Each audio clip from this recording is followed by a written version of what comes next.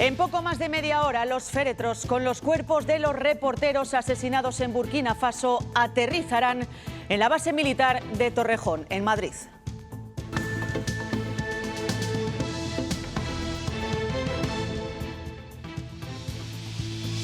Será a las 9 de la mañana, como les decimos, cuando se espera que lleguen los cuerpos de Roberto Fraile y David Beriain. Los familiares de los dos periodistas están ya allí a la espera de que llegue ese avión, acompañados por las ministras de Asuntos Exteriores y Defensa. Hola, ¿qué tal? Y tragedia en Israel. Medio centenar de personas han muerto en una avalancha. Este es el momento del caos. Sucedía esta madrugada mientras centenares de personas festejaban una celebración religiosa. El pánico se habría desencadenado por un aviso de bomba que resultó ser falso. Y en Tenerife continúa la búsqueda de este hombre y sus dos hijas. La Guardia Civil ha localizado vacía y a la deriva la embarcación del padre. La Guardia Civil apunta que se trata de un caso de alto riesgo.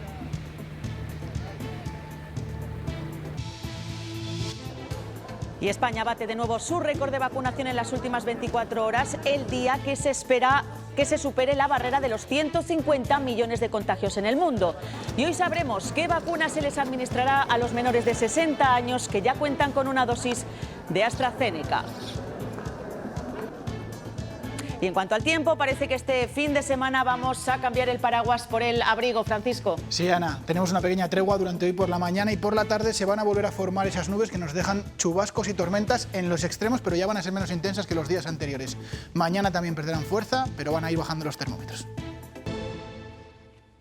A las 9 de la mañana se espera que lleguen a la base militar de Torrejón de Ardoz, en Madrid, los féretros con los cuerpos de los reporteros Roberto Fraile y David Beriain. Los familiares ya están allí, también acompañados por la ministra de Asuntos Exteriores y de Defensa. Daniel de la Fuente, ¿cuál es la última hora? Pues esa última hora es que se mantienen en principio los horarios, es decir, que el avión llegará a las 9 de la mañana. Serán recibidos por un cordón militar de honor y transportados a hombros por 24 soldados del Ejército del Aire. Como decías, ya están aquí los familiares para dar ese último adiós, acompañados también de las ministras de Exteriores y de Defensa, que posteriormente darán aquí una pequeña rueda de prensa. En el próximo Consejo de Ministros, el Gobierno otorgará la medalla al mérito civil a Roberto Fraile y David Beriain. Gracias, Daniel. La ministra de Exteriores ya ha dicho que hará todo lo posible para aclarar las causas de este asesinato en Burkina Faso, un país en el que cada vez es más complicado trabajar. Un grupo terrorista vinculado a Al-Qaeda ha reivindicado el atentado, pero el responsable de Derechos Humanos de la ONU en ese país asegura que es difícil dar con ellos. Va a ser muy difícil. Va a ser muy difícil, lamentablemente. Muchos de estos hechos siguen quedando en la impunidad, pero todos confiamos en las autoridades de Burkina, no solamente en las autoridades de seguridad y militares, sino también en las autoridades de justicia. Burkina Faso es un paraíso para los cazadores. Ese era uno de los temas del documental que grababan los reporteros españoles. El tráfico ilegal de animales genera millones de euros. El marfil de los elefantes es una de las piezas más codiciadas. Hace años que las agencias dejaron de ofrecer Burkina Faso como destino para un safari. No es seguro. Hay hordas auténticas de cazadores furtivos, de guerrilleros, de grupos de toda naturaleza, explotando los recursos sin ninguna clase de conocimiento y, por supuesto, de una manera completamente insostenible. Esos grupos organizados son los cazadores furtivos que querían retratar Fraile y Beriain. Arrasan con los animales de este paraíso para la caza. Mandan a gente a las zonas salvajes a cazar animales. Ilegalmente, por supuesto, no hay ni licencia ni regulación de ninguna clase ni nada para suministrar la carne. Hay mercados de carne informales en todos los poblados, en todas las aldeas. Su principal objetivo es el marfil de los elefantes, de enorme valor en el mercado negro. Teniendo un comprador como es China, que compra lo que demanda sin ningún tipo de pregunta, en fin, tú me das lo que yo quiero, yo te pago, pues el marfil es un bien muy apreciado y han ido realmente exterminando las poblaciones de elefantes en la zona central de África de este hacia oeste. El tráfico ilegal de animales mueve millones. Sin embargo, allí donde la pobreza es extrema, la vida no vale nada.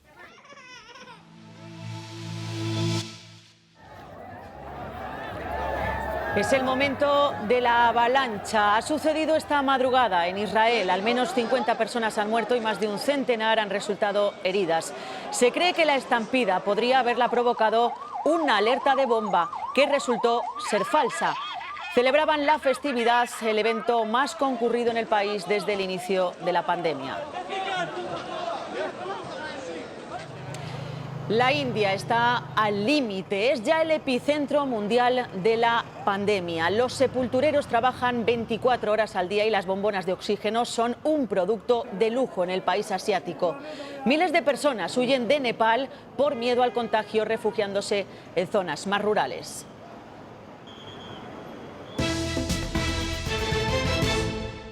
Queremos ver qué perspectivas hay o qué posibilidades hay más allá del 9 de mayo.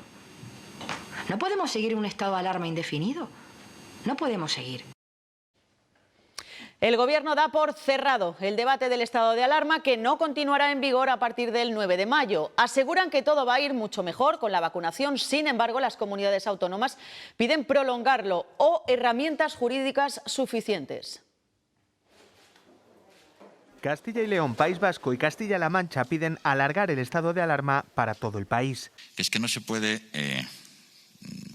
utilizar el estado de alarma por autonomías cuando la crisis es global. Es necesario reflexionar sobre lo que puedan ser herramientas que valgan para el conjunto del Estado, que es lo que al fin y a la postre pues se ha visto que es eficaz.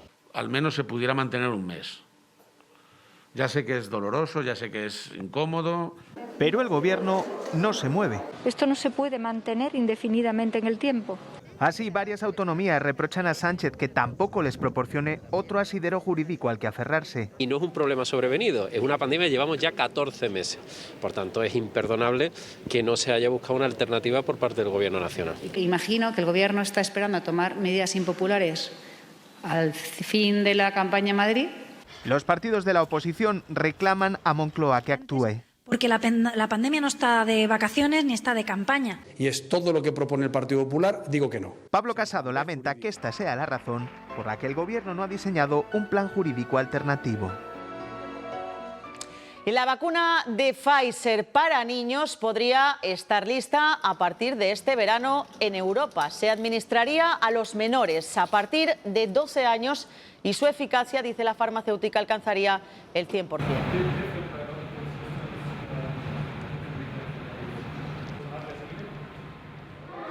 Y Sanidad decidirá hoy, junto a las comunidades autónomas, si administra la segunda dosis de la vacuna de AstraZeneca a los menores de 60 años que ya recibieron el primer pinchazo. Más de 2 millones de personas están a la espera de saber si finalmente van a recibir esta segunda dosis.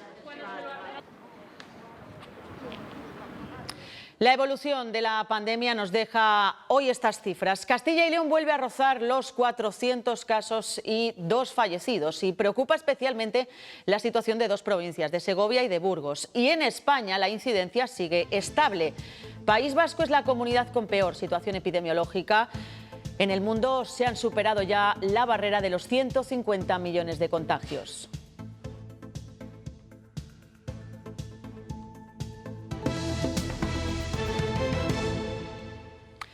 En Tenerife continúa la búsqueda de el padre y sus 2 hijas. Tenía que haberlas entregado a la madre hace 3 días, pero no lo hizo. La Guardia Civil ha localizado vacía y a la deriva la embarcación del padre. Se trata de un caso de alto riesgo porque el hombre escribió un mensaje a la madre diciéndola que no volvería a ver nunca más a sus hijos.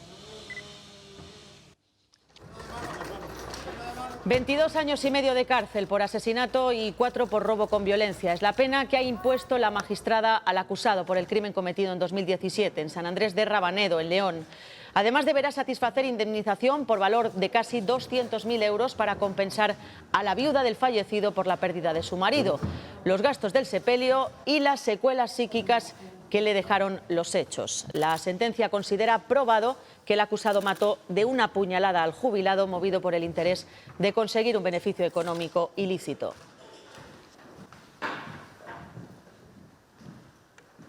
Se cumple una semana del primer envío de cartas con balas amenazando a políticos que llegaron a edificios del Gobierno. Hemos acudido a las sedes de las instituciones de esta comunidad para comprobar si su seguridad es capaz de detectar este tipo de paquetes. Hacemos la prueba en la sede de la delegación del Gobierno en Valladolid. Metemos en un sobre un cuchillo entre dos discos para intentar burlar las medidas de seguridad, pero la máquina detecta sin problemas nuestra fechoría. Aquí no habrían pasado el filtro las cartas con amenazas a políticos de los últimos días. Toda la paquetería y toda la correspondencia se escanea por parte de la Policía Nacional en las dependencias de la delegación del Gobierno, con independencia de otros controles que se puedan llevar a cabo por parte de las propias empresas de paquetería o de correos. El sistema es parecido en las Cortes de Castilla y León. Se inspecciona todo lo que llega con un escáner, como nuestro sobre con un cuchillo. En caso de duda, el paquete se inspecciona de nuevo en una segunda máquina de rayos X. Hasta el momento, este Parlamento está libre de amenazas. Aquí lo más que llegamos a ver son clips, o principalmente clips y grapas, porque yo no he visto nunca nada sospechoso. Tampoco conseguimos engañar al escáner de la sede de presidencia de la Junta, ocultando un cúter y un cuchillo. En la pantalla se aprecian con claridad las dos armas blancas. La única forma de camuflarlas supondría usar placas de plomo, que también llamarían la atención de los servicios de seguridad al aportar una imagen totalmente opaca. Si se sospecha que el paquete puede contener explosivos, se introduce en este recipiente blindado a la espera de la llegada de las fuerzas de seguridad. Las familias españolas tiran 1,5 millones de toneladas de comida al año. En Castilla y León, más de 50.000 toneladas de residuos de alimentos se convirtieron en compost en 2019. Los hogares son el último eslabón de la cadena y las consecuencias del desperdicio alimentario son económicas y medioambientales. Algunos bolsillos igual se pueden permitir que un tercio de la comida acabe en la basura, pero el planeta no. El problema es que producir esos alimentos gasta suelo, gasta mano de obra, gasta agua, gasta energía, gasta un montón de cosas que se están desperdiciando. 1.300 millones de toneladas de alimentos en el mundo se desperdician al año, cerca de la mitad antes de llegar a los hogares. En las industrias de primera transformación, por ejemplo, lo típico, las frutas feas, eso no puede ir al consumidor. Están bien, se pueden comer, pero el consumidor no las quiere, se tiran. En las industrias tienen muchos residuos también del procesado de las frutas, de las verduras y de los productos. Para dar la vuelta a estas cifras, en los laboratorios investigan cómo poder conservar más tiempo los alimentos, pero además los expertos reclaman un cambio en la normativa. Muchas veces no podemos aprovechar productos porque la ley lo impide. A eso hay que replantearse, hay que estudiarlo bien, no podemos hacer barbaridades. Algunos pequeños comercios han dado un paso adelante. Esta pescadería, antes de desperdiciar nada, prefiere vender más barato a través de una aplicación lo que no tiene salida. Podríamos hablar de unos 15-20 kilos diarios, si te refieres a kilos, que sería eso más o menos lo que ahora conseguimos sacar en tu bolsa, ¿sabes? Y poco a poco ya hay consumidores que han cambiado la mentalidad para aprovechar y no tirar. Un sector que ha reflotado durante la pandemia es el de la cirugía plástica. Se han disparado las operaciones. El teletrabajo y el ahorro del confinamiento han podido ser las claves del aumento de la tendencia. El gasto medio ronda los 5.000 euros. La pandemia se ha convertido en el momento perfecto para pasar por quirófano. Porque ahora no se puede disfrutar en otra cosa y, hombre, qué mejor que en uno mismo. Vamos. Ella no ha dudado en mejorar su abdomen y su autoestima. Sobre todo lo que me ha mejorado es la cabeza, no el cuerpo. Así que lo repetiría sin duda. El teletrabajo y la falta de ocio han provocado que estas intervenciones aumenten. Es más fácil pasar el postoperatorio en casa. Y ya que tengo que operarme esto, pues mejor llevarlo tapado, que lo oculto con la mascarilla. Sobre todo cirugías que son faciales, por supuesto.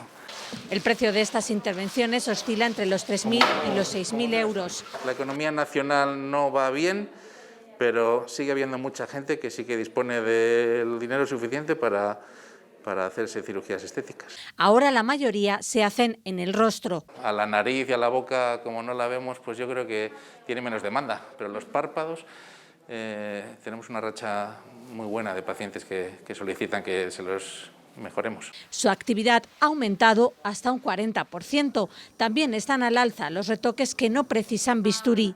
Aumentan los pinchazos con Botox para rejuvenecer la mirada. La Confederación Hidrográfica del Duero deniega el permiso de investigación de aguas a la macrovaquería de Noviercas. Argumenta que el acuífero no cuenta con agua suficiente para abastecer un proyecto de este tipo. Pese a ello, la empresa promotora asegura que el proyecto no está en riesgo. El proyecto de la macrovaquería de Noviercas no está en riesgo. Esa es la rotunda afirmación que hacen los responsables de la empresa Valle de Odieta, tras conocer que la Confederación Hidrográfica del Duero les ha denegado el permiso para la investigación de aguas. El motivo de la negativa de la CHD es claro. Esas reservas se han agotado porque se han concedido para otros usos que han llegado con carácter previo, ¿no? Por lo tanto, en este momento, desde el punto de vista administrativo, no hay reservas disponibles. A pesar de ello, Valle de Odieta niega que se tambalee el proyecto y asegura que están en trámites con la Confederación para buscar otras alternativas. Por su parte, desde el sindicato agrario COAG celebran la decisión de la CHD. Explican que esto viene a dar la razón a todos los que, como ellos, consideran que el proyecto no debe implantarse en Noviercas. Llama la atención que ellos digan que es un trámite, cuando al final el agua es importantísimo. Y ya te están diciendo que no hay agua, o sea, que no pueden asegurarte el agua.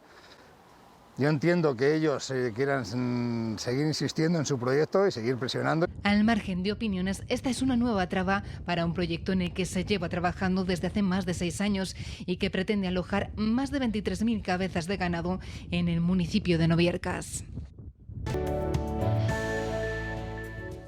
Muy buenos días. Este fin de semana vamos a cambiar los paraguas por el abrigo. Y es que las temperaturas van a ir bajando, pero las precipitaciones van perdiendo fuerza. Hoy por la mañana vamos a tener otra vez una pequeña tregua de esas lluvias, pero por la tarde vuelven a formarse esas nubes de evolución que dejan chubascos y tormentas, sobre todo en los entornos de los sistemas montañosos, en los extremos de la comunidad. Puede escaparse algo en el sistema central, que ya sería poca cosa. Mañana llueve, pero muy poco. Por la tarde caerían 4 gotas y sobre todo siguen bajando las temperaturas. Ya hoy hemos amanecido con algunas heladas en zonas de montaña, de los valores más bajos de toda España, y mañana empezamos mayo con temperaturas casi de invierno. Gracias, Francisco. El confinamiento estricto dio para mucho, sobre todo para pensar y crear. Ante la sensación de soledad, unos amigos decidieron formar Efecto Llamada, una red que sirve para unir a personas migrantes con otros españoles dispuestos a ayudar. Ahora han cumplido un año y ya tienen a 800 personas repartidas por todo el país. Juan sintió la llamada gracias a un programa de radio. Las ondas no solo conectaron con Valladolid, sino también con Madrid, donde vive Félix. Un nigeriano que habla inglés y español y algo de italiano, pero ha estado 5 años, y entonces, bueno, pues es un poco guirigay cuando hablamos por teléfono, pero es interesante. Bilal, un joven marroquí, también encontró apoyo en esta plataforma. Ahora tengo un profesor, se llama Vicente, de Barcelona. Para mí es muy buena experiencia. Establecer vínculos al llegar a un país desconocido es una necesidad. Para conseguir un trabajo, es una necesidad para normalizar su estatus legal y es una necesidad para desarrollar un papel activo, ¿no?, en la vida del barrio. Juan recuerda a su madre, que también necesitó ayuda cuando emigró a Francia. Una chica de Santa Clara llega a París y se queda sola, que mi padre se iba a trabajar. Ella salía a la puerta de casa y se limitaba a ir a lo largo de la calle, para arriba y para abajo, porque no sabía francés. A la pregunta de por qué ayudar a los demás, es al revés. ¿Por qué no dedicamos tiempo a los demás? Desea que más personas se sumen a la llamada de todo el que lo necesite.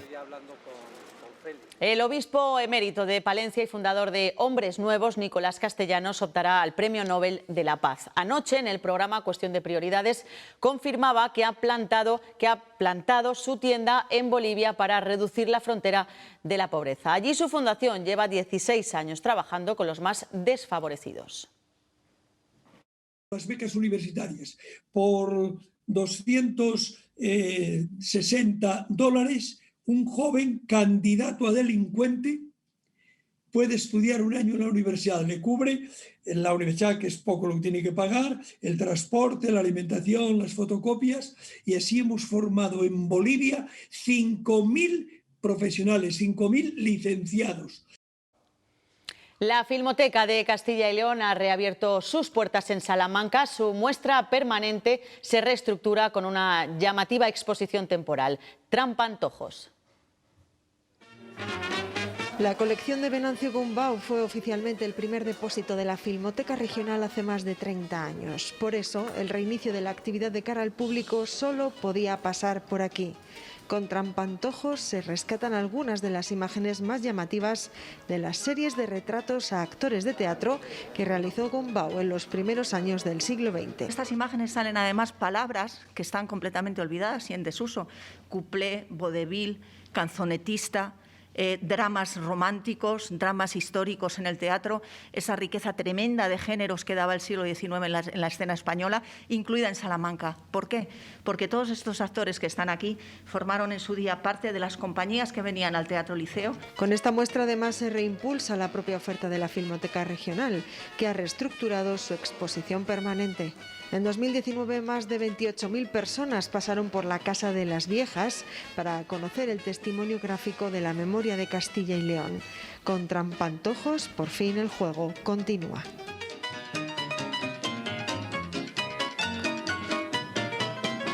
Bueno, pues así nos vamos, volvemos en unos minutos con más actualidad.